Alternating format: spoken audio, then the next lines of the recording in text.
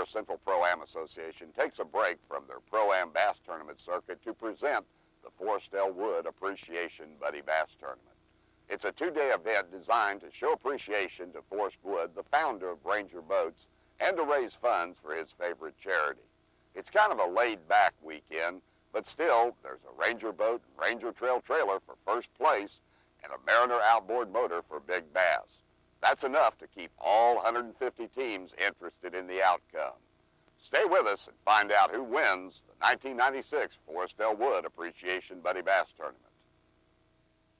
We're standing here on the banks of Shoals Lake, and it was a core project built finished in the 50s on White River. It's one of the 3 lakes or dams on the White River chain. And I was privileged to work a couple of years on the dam and then started guiding here on Shoals Lake in about 51 or 2, I guess it was, or maybe 53. And this lake just changed the whole world as far as North Arkansas is concerned here.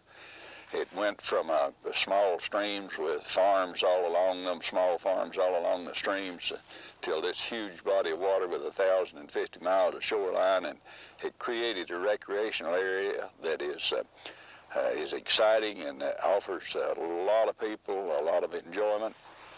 There's a little bit of sadness, too, to think about the people that had to give up their homes and farms along the streams. I'm proud we have lakes to fish on, and it's been good for our industry. But like everything else, it didn't come without paying a price. At this year's Forrest Wood Appreciation Tournament, anglers from 14 states have gathered at Shoals Lake for 2 days of camaraderie and bass fishing. Since Central Pro-Am Association took over management of the Forrest Wood Tournament in 1991, this event has raised more than $45,000 for the American Epilepsy Foundation on behalf of Forrest Wood, the founder of Ranger Boats. In 1995, the tournament raised $13,000. That tournament drew nearly 200 boats, and this year's field is almost as big. 175 teams have paid $150 each to enter the 2-day tournament, which carries cash and prizes exceeding $40,000, including a Ranger 451V and Ranger Trail trailer to the winning team. A Mariner 150 Mag 3 outboard is awarded to the team that brings in the big bass of the tournament, and the team that brings in the second biggest bass will take home a Motor Guide Beast 775 trolling motor. But there's one thing that will be different from 1995. That tournament was held on Table Rock Lake under beautiful blue skies. Already this morning, a powerful thunderstorm has moved through the area, and the forecast for this year's tournament promises a smorgasbord of almost every kind of springtime weather. Or to paraphrase Will Rogers, if you don't like the springtime bass tournament weather in mid-America, just wait a minute, it'll change. Included in this year's field are Central Pro-Am's all-time leading money winner, Bobby Sullivan, fishing with longtime buddy Bobby Whitaker, and both are preparing for the worst. So are fishing comrades Bob Harder and Bill Easley of Humminbird Wine Electronics. Even Ranger Vice President Charlie Hoover, whose job gives him little time to fish, is entered with Aaron Hall. A number of father-son teams are on hand for the tournament, including Jim and Troy Akins, Cecil and Brian Kingsley, and Central Pro-Am regular Paul Persons and his father, Paul Person Sr. There's even the brother act of Jimmy and Jackie Davis. In some cases, wives have gamely agreed to fish with their husbands, even if they do think 7 a.m. is early by anyone's standards. Now, all that's left is time to grab a quick breakfast before the takeoff begins. Among the pre-tournament favorites are Ranger employees Arvin Smith and Lou Treat, but they're having a hard time getting started. Finally, Smith gets a strike. It's not big, but it's long enough to measure. Until the storm fronts began moving in, fishing was good during the 2 practice days. But now, things may be tough for many of the teams, not only those who fish the lake regularly, but also for some who have come long distances to participate in this tournament. The distinction of traveling the farthest belongs to Ron and Sharon Gillespie of Bridgeport, West Virginia. For them, the clear water and limestone bluffs of Shoals are like a new world. We've seen all the weather, I think you could say. Came down the snow, fished in the rain, Started out this morning in the hail with you guys. Of the 350 anglers on hand, many are more famous than Gary Brooks and Kevin Wyckoff, two Nebraska anglers who drove more than 400 miles to represent the Cornhusker State. But no team is more pleased to be here.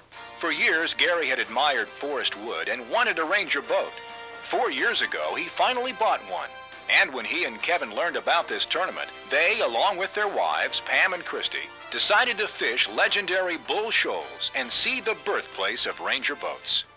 Frequently, I'm asked about our slogan of building them one at a time and where it came from, and we didn't really set out to think up a slogan. It just happened that we thought one day we do build them one at a time, because every boat that goes through the plant has an order that goes prior to it, and it's built for someone. And in the beginning, of course, we just did custom boat building. We'd draw up a picture of a boat on a napkin or whatever we had that somebody wanted, and put the boxes in where they wanted them, and it was a one at a time kind of a thing.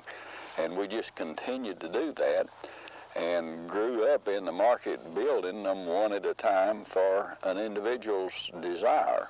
And so we just, well, it's a fact, we do just build them one at a time, still do. We build them one at a time about 25 times a day, of course, but they are still individual boats, and we do not build 10 red ones in a row or 6 red ones. They're just one at a time. And I think that enables us to pay a little bit more attention to each individual, because the employees all know that that boat is going to someone, and that it's something he's buying because he wants it, not necessarily because he needs a new boat. And it's something that's going to give him pleasure if it's of good quality, and we strive mightily to have each of them be good quality. When the teams return for the afternoon weigh-in, it doesn't take long for the fireworks to start. One of the first to weigh in is the team of Max Atkinson and Kenny Gibson. Looks like Jerry Daniels' lead of 12.15 pounds probably isn't going to hold up then. I think we might have a little more than 12. A little more than 12? Well, watch Wes if he grunts. Here we go. 6 fish, looky here. Oh my goodness gracious. 23.75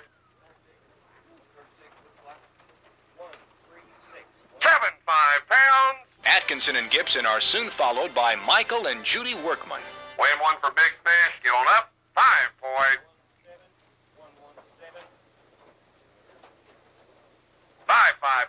5.55 pounds. That is the new big bass leader right now. What'd you catch that on? Yes. Yes? Who caught it? You or Judy? No, I caught it. You caught it? She caught the rest of them. Well, can we challenge that lead? No, not quite. I bet it's going to be second place. 16.20 pounds. Another top husband and wife team is Ranger employee Butch Still and his wife Donna. How many you got? Got a limit. Got a limit. Donna catch him? Caught her part of them. Caught her part of them. I'll bet she did. How much they going to weigh? They're going to weigh a load. 23 pounds take the lead. No, they'll never do that. Never do that? How many keepers do you catch today? Probably caught 12, 13 keepers. 12 or 13 keepers. There's 6 in there. Got a good sack of fish. Look here. 15.55 pounds. Good job, Butch and Donna Still. After a slow start, Arvin Smith and Lou Treat finally bring in a limit. You got a limit. Good chunky bass sack of fish. Looky here. Good job. 17.40 pounds. Good job, Lou Treat, Arvin Smith. Among the last to weigh in are the father and son team of Robert and Robbie Dodson. The boat winners, they call them, and we got a little boat giveaway in it tomorrow. Have we got 24 pounds? I doubt it. Doubt it. 23.45 is leading the tournament right now. We got team of Kenny Gibson and Max Atkinson took the lead at the very first of the tournament, have held on. Takes about 17 or 18 pounds to break into it. The top 10 right now. There's a good stack there. You bet. Going to get on up. There it is. 20 pounds even. Good job. Pick up a copy of your win slip. That is second place right now in the tournament. That's worth about $4,500 itself if it holds up. That night, all the anglers are treated to dinner at Chastain's Bull Shoals Resort by Forrest and Nina Wood. It proves a fitting conclusion to a long but memorable day of fishing. At the end of day one, the team of Gibson and Atkinson holds the lead with 23.75 pounds and boasts nearly a 4-pound advantage over the team of Dodson and Dodson at 20 pounds even. Completing the rest of the top 5 are Havens and McLean, Thompson and Hackman, and Leininger and Stafford. The team of West and Clavey holds down 6th place with 17.5 pounds, a mere 1/10 of a pound ahead of Smith and Treat. The rest of the top 10 is all within 7 pounds of the lead. And if the big ones at Bull Shoals turn on, they're only 1 fish from taking the lead. Stay tuned. We'll be right back with exciting Day 2 action and more of the Mid-America Springtime Weather Review. Thinking back a little bit on people that I met because of fishing, one comes to mind right away that was a float trip customer before competitive bass fishing was started, and that's Don Butler over in Tulsa, Oklahoma. He started the Okie Bug Company, and he's been a great friend through all of these years, he and his wife Lucia, and he has certainly made a contribution to the sport of fishing and is one of the legends in the sport. Won the Bassmaster Classic one year, but more importantly, he's been one of the people that was willing to put his money where his mouth was and to promote the sport. Jimmy Houston's another nationally known person that I met because of my interest in fishing and his interest in fishing. And I met Jimmy when he came to pick up his first Ranger boat, which was one of the very first ones that we made.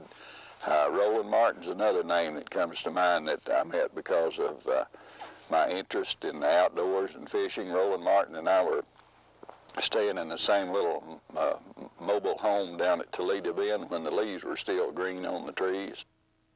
I met Jerry McInnes when I was a guide here on Bull Shoals Lake and on White River. He lived in St. Louis, Missouri at that time, and I happened to be the guide that took him fishing and actually changed his life, I guess, because he found out he liked to fish better than anything he'd ever done and moved to Arkansas. And, long story short, was a guide himself for a while and then got into the television business and has become a nationally known television host and is highly respected by everybody who knows him, and it's been my pleasure to be his friend these many, many years. Orlando Wilson's a good friend that I met because of tournaments, and I met him by fishing tournaments. Another great friend is Hank Parker, who has grown. Both of those people have grown in the TV market till they're known nationwide. But more importantly, I know them as good friends. One of the first national tournaments I heard about was in Smith Lake in Alabama. And I went there and met my friend Ray Scott, who started the Bass Angler Sportsman Society and is one of the leading reasons that bass fishing has grown to the stature that it is today. And at that same tournament, I met Blake Honeycutt, who worked with Ranger for many, many years until he retired, and one of the greatest fishermen that's ever been. Holds the all-time record for heavy stringer in BASS. He had 140-some pounds in one tournament. As the contestants head out for Day 2, this morning is more pleasant than the anglers experienced the day before, and Forrest Wood is on hand to wish them well. But despite the early morning sunshine, it only takes one look at the gray clouds overhead to realize that the threat of more extreme weather is not far away. We have got some very serious thunderstorms that may be rolling in this afternoon. Winds projected 25 to 30 miles an hour or above. So please allow yourself enough time to get in here this afternoon. Be extremely careful out there. Day 1 leaders Max Atkinson and Kenny Gibson leave with the first flight, giving them a chance to get their fish early. Atkinson and Gibson begin the day fishing an open water hump, but find the fish there are not biting. When they move to a spot closer to shore, however, Atkinson puts the team on the scoreboard. A few minutes later, Gibson comes through with their second bass of the day, but it's too short to keep. Finally, Atkinson hooks a smallmouth, and there's no question this one will measure. Dan and McKella Morton had no fish on Day 1, but today they already have 3 keepers. Suddenly, Dan hooks another. A few minutes later, Dan gets another strike, and McKella makes the play with the net. Robert and Robbie Dodson were in second place at the end of Day 1, needing to make up nearly 4 pounds on the leaders. With the weather and uncertainty, they begin a long run up the White River. Now on their best water, the Dodsons work the area diligently with jerkbaits. Daddy, there he is. Oh, no, don't go on. Take that. Okay, that's pretty good. You good?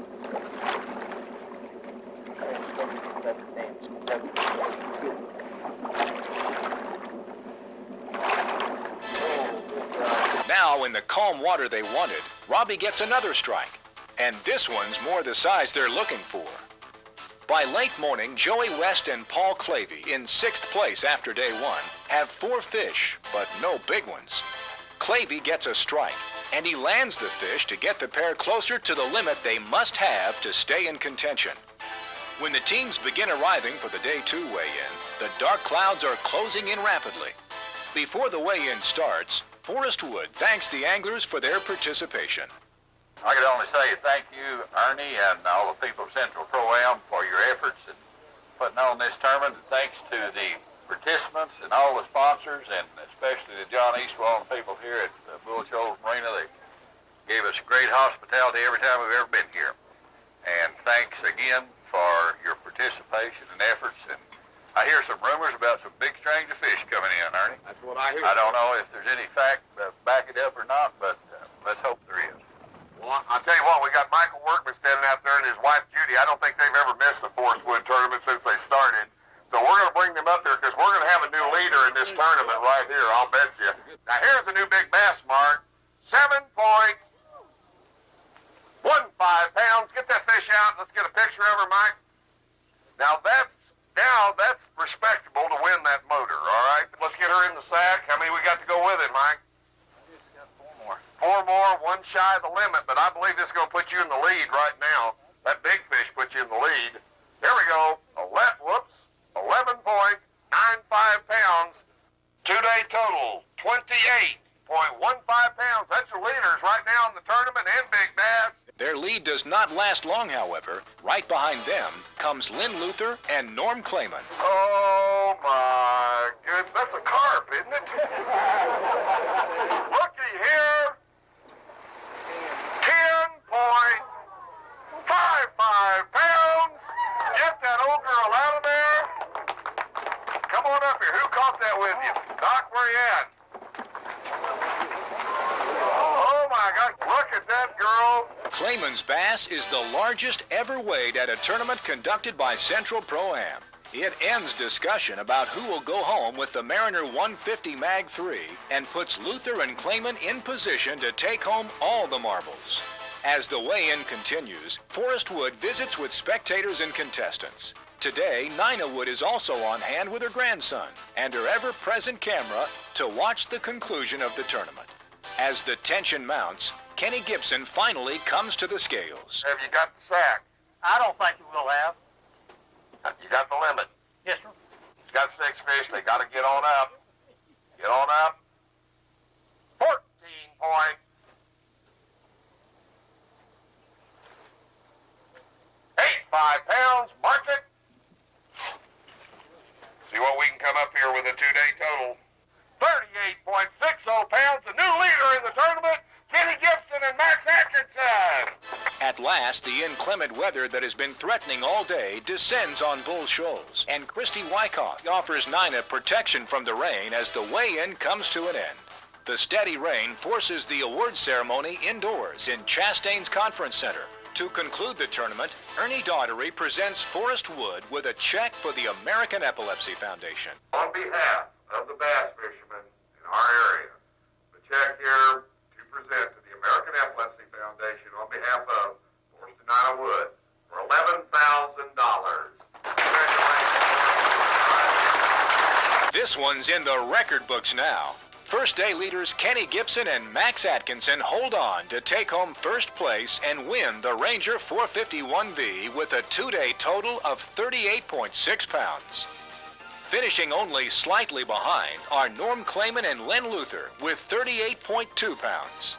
The top 5 is completed by the teams of Havens and McLean, Fleetwood and Merrill, and Dodson and Dodson. The rest of the top 10 is tightly bunched with barely more than a pound separating the team of Jim and Troy Akins in 6th place from Dickie Steyerwalt and Jim Gannon in 10th. frequently asked what the future holds for 9 and I really don't know what the future holds for us, nor does anybody else, but if our health permits, we're going to continue doing just about what we're doing. My friends are in the boat business and in the fishing business across the country, and they're the people that I like to be associated with, and I appreciate so much the invitations I get to travel to different functions across the country, and we're going to continue to do what we've been doing just as long as we can, and I feel pretty good about it. And I think the sport's going to grow, and I'm just excited about meeting new people and seeing old friends every opportunity I have, and I don't think we've seen anything yet. The Forrest Elwood Appreciation Buddy Bass Tournament. A great tournament for a great man and a great cause.